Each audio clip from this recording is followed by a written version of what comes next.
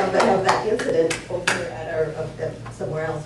And I'll never forget that because this lady came in, she was my boss at the time, and she was yelling at me, just yelling like this, mad at me for something I did wrong. I think I put the cupcakes out wrong or something. And she was yelling at me. And I grabbed this little plaque that said, "Nothing can disturb the calm peace of my soul." And I'm sitting at a table, "Nothing can disturb the calm peace of my soul. Nothing can," as she's yelling at me. You know? You were under your desk. No, I wasn't. But I would have liked to be. Now later on, I became the lady's boss, so that was cool. Yeah. So that was conditioning. Actually, my conditioning kicked in where I didn't feel good enough, you know, and that's the conditioning. I want to talk about that a little bit later. Instead of coming from a conscious choice of how I felt about that, now that wouldn't happen to me. That was in my early, unenlightened years.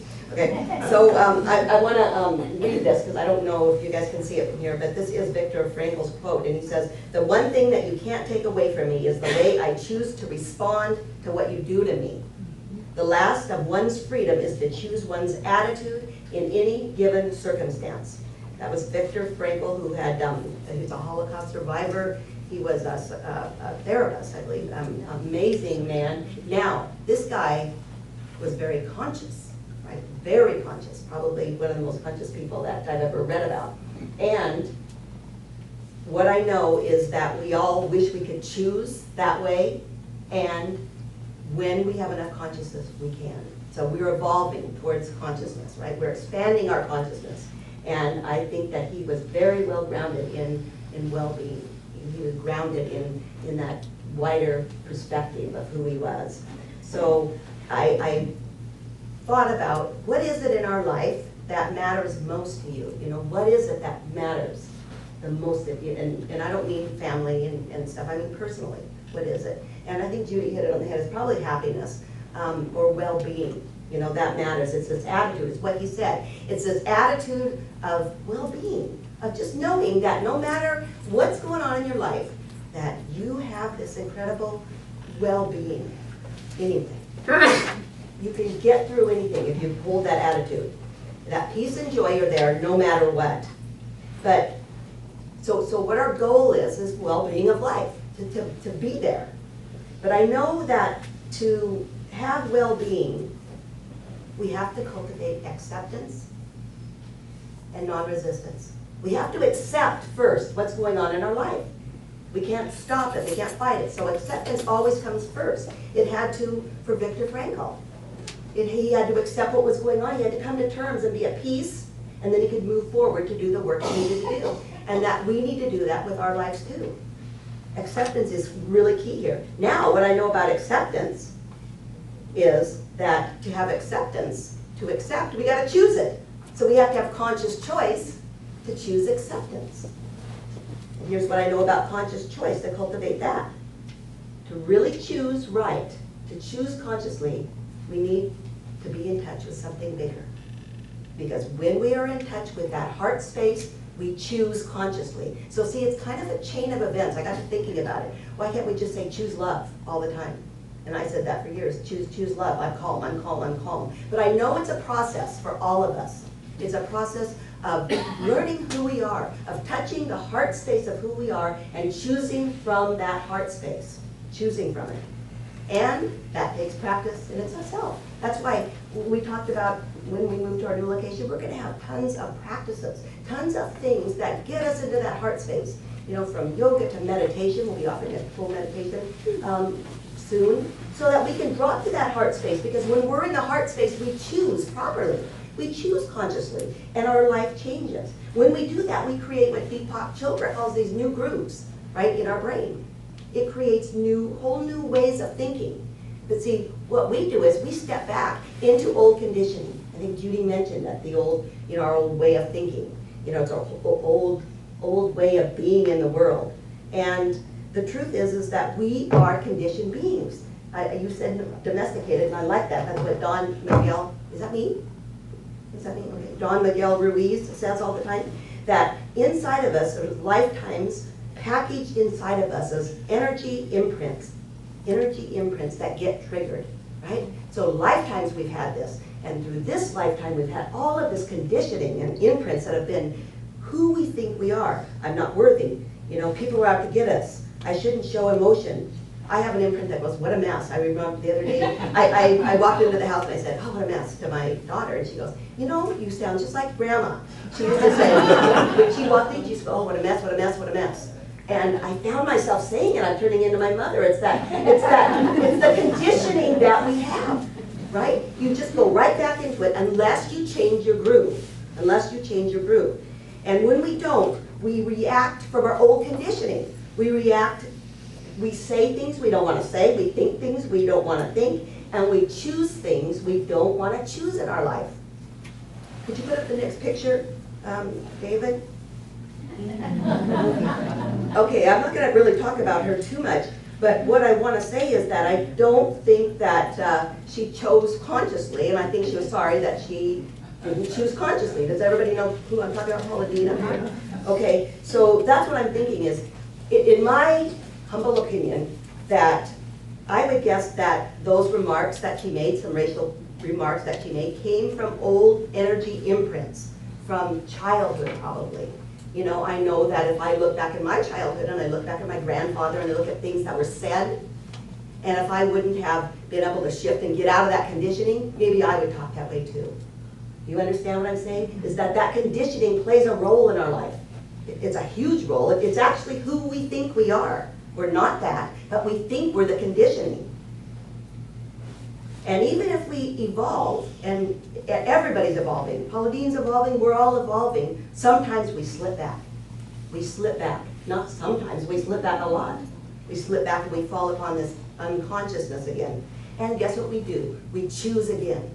That's what the Course in Miracles says. We keep choosing and we keep choosing. We keep building these, what are the neurons in the brain? We keep on these pathways. We build new ones because we choose so much. Most of us live in the old conditioning. And right now, Deepak Chopra says that we are living in a prison, and he says that we are in the process of breaking out of the prison. That our conditioning is keeping us in a prison of our own minds. He says that we allow our conditioning to use us. And I like that because I was looking up some quotes, and Lord Shiva, who is the Supreme Soul in Hinduism, says that I use memories, but I don't allow the memories to use me. Now think about that in your life. You know how you use old memories. You know, and you get stuck in this old thing that happened to you, you know, and that's who you are, and you think, you know, you dwell on it. But when you use memories, you choose them consciously to think about it. When we use memories, Deepak Chopra says that we're the creator then. We create our life at a way different level than we do when we use memories to become the victim of our lives.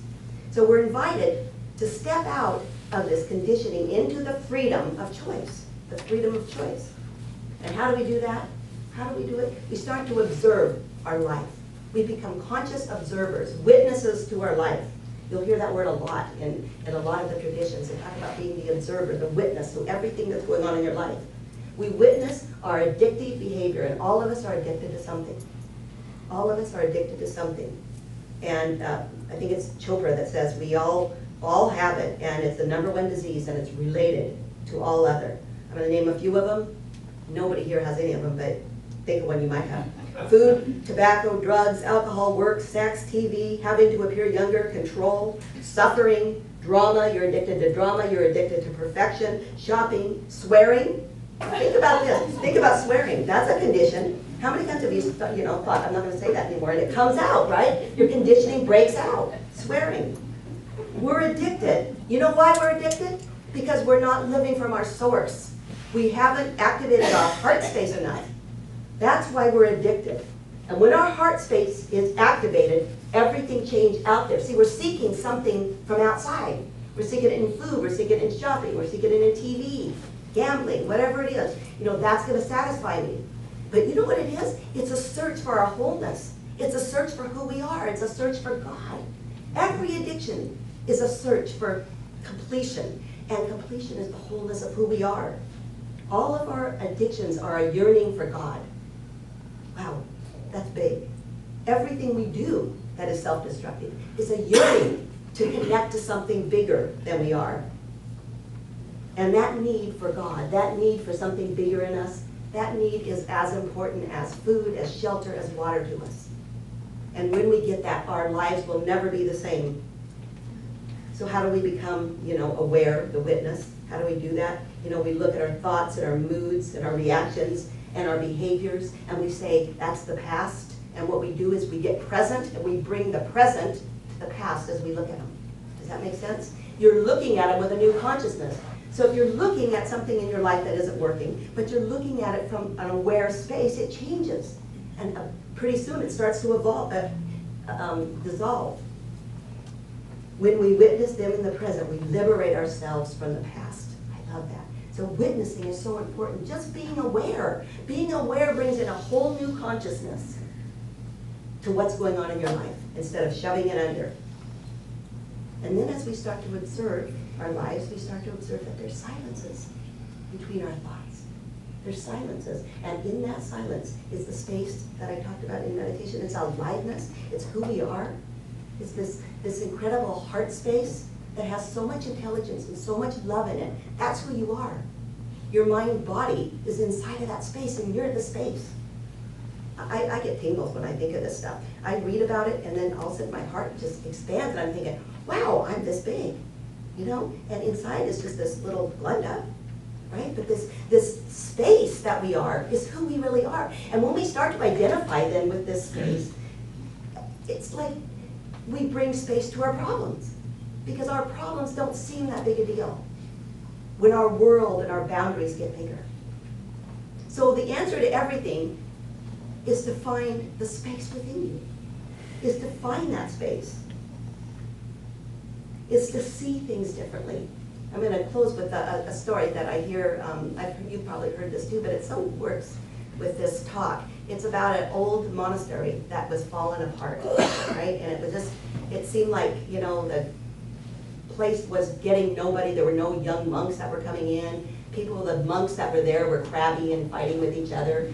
And the head abbot didn't know what to do because the place was going downhill. So he went to his friend, the rabbi, and he went and had a talk, and he goes, oh, my monastery is just falling apart. I don't know what to do. And the rabbi said, really? Oh my gosh, don't you know that the Messiah is there? And the abbot said, what? He said, the Messiah is there. And so the abbot starts to think, and he goes, well, maybe Brother Lawrence, I see him wash the dishes, and he kind of sings sometimes. Oh, maybe it's Brother Joe. When he tends the dogs and the animals, he's out there, they love him, and he's happy. And he starts to think about everybody, and he runs back and he tells everybody. And he says, guess what? The Messiah is one of us. And everybody runs to the monk that they were mad at before, and they start to see him a little bit differently. They start to see that, oh, he sings. He's got this nice smile. And they start to see everything about him. And all of a sudden the monastery starts to flourish, and new monks come. It becomes beautiful, and the monks are getting along, and everything is just growing and happy. The idea being that when we see things through the eyes of the heart, see, that's what they did. They saw each other through the eyes of the heart. Everything flourishes. Our lives changes. Everything on the outside changes. So that's the call here. That's what I invite you to do, is see things through your heart. Make the choice to touch that heart space as much as you can. If it's through a book, whether it's through a class, that you take, if it's through a talk, touch that heart space and use it, grow it, and use it in the world to live your life. Course in Miracles says that each decision is between a miracle and a grievance. Each of our grievances are like shields of hate, and before the miracle, it would conceal. See, the miracle is waiting for us. The miracle is waiting for us, but we see the grievance. So that's my invitation for us, is that we can move past the grievances, that we can connect with each other. If you have a grievance with somebody, see it differently, because you're the one who evolves. You're the one who evolves. Make the choice to live consciously. Make the choice to drop your heart state and see each other through the heart space. Thank you.